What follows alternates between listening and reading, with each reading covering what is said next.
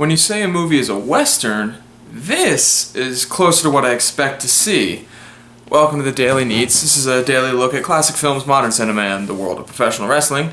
And today I'm going to talk about the 1949, 46, 49, late 40s film, John Ford film called My Darling Clementine, starring Henry Fonda.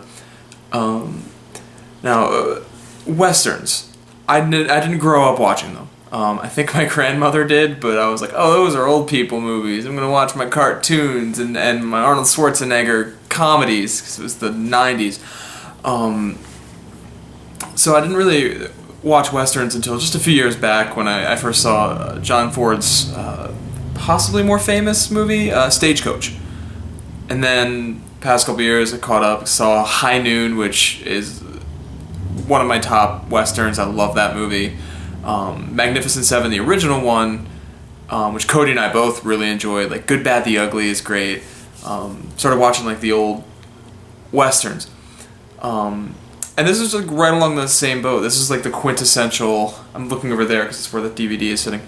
This is like the quintessential Western. It takes place in Tombstone, Arizona. It's a story of the OK Corral, Wyatt Earp and Doc Holliday, and ends with a gunfight. The guy gets the girl. It's a Western. It's the complete opposite of McCabe and Mrs. Miller, which I looked at earlier this week. And it's fine.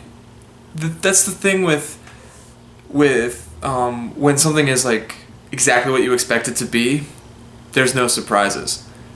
Like Stagecoach, when I first saw it, I had the same feeling. It's fine. Like, okay, I followed the story well. There were some good lines, some interesting action scenes, and it was a good movie. But it didn't change the game. And the same, you can say the same about My Darling Clementine. Very simple story. It's a story you've heard a million times before. Maybe at the time of release you hadn't heard it as much, but it's that story of the shootout at the OK Corral. And you know pretty much exactly what's going to happen. The good guys are going to win. The guy's going to get the girl. There's going to be horses and gunfights, and that's what you get. And that is, I think, why they sell those boxes of like 50 Western movies on 6 DVDs or whatever they sell for $5 at Sears. It's because you can just make the same movie a million times with different actors and different names and characters, and it's a Western. And it's that kind of thing that you go to when it's like a comfort food almost. It's like, I'm in the mood for a Western. I can pop in any old Western, and I'm going to know that the guy gets the girl and that there's a shootout on a horse. And I think that's probably why my grandma watched them all the time. She wanted that comfort, and that, like, it could be a different movie. It's always a new movie, but it's all familiar at the same time. It's not necessarily a bad thing. It's just, it didn't change the game, you know? Even High Noon, which I consider one of my favorite Westerns, like, didn't really change the game at all. It's the same basic plot, but I don't know why I like that one so much.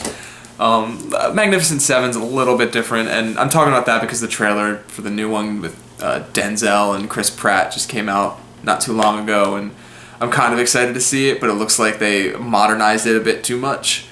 But I'll probably actually cover that for the channel in the future. But I mean, My Darling Clementine, back to the film at hand, solid choice in the Western genre.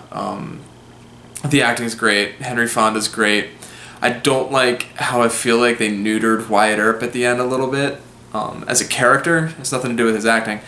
But at the beginning, he's like, he walks into town after finding out his brother's been shot dead. He's like, I'm your new marshal now because my brother's dead and I need to solve this mystery. And then at the end of it, he's like, oh, I'll come back and visit you, ma'am. I love your name. And it's just, it's a little corny. It's a little cornball, cheesy. Not quite what I want to see from, like, because he's a cool character at the end, and he kind of like becomes like a Western dork by the end of it. It's a little bit disappointing.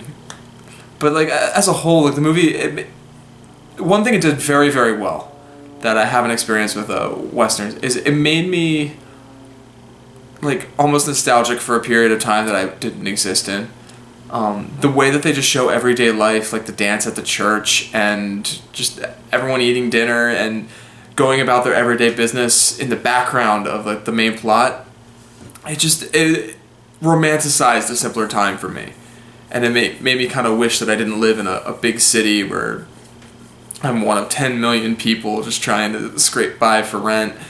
And I'd rather be like in a small town where there's only 50 people and everyone knows me and and I know everyone and everyone's just friendly and living life and there's no distractions or anything else. It's like, let's all just go and have a party this weekend. And well, the barber, there's only one barber, but he'll do everything, like take a bullet out of your chest. And it romanticized that time period for me in a way that I haven't experienced with another film. So I will give it a lot of credit for that. But besides that, that's all I really got to say about My Darling Clementine. It's a nice short film. Oh, one other thing, I had the Criterion DVD, which has not an extended cut, but they call it the pre-release version of it. I watched the theatrical version.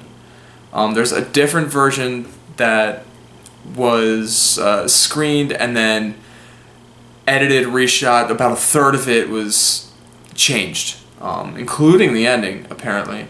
So I didn't watch the pre-release version. I may come back to that in the future, just on my own time.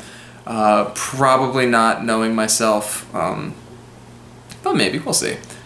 So this whole thing, I watched the theatrical version. This is my response to that version of that. I should have started with that. Oh well. Tomorrow I'm going to watch something. If you want to know, click that subscribe button. It's like down there somewhere.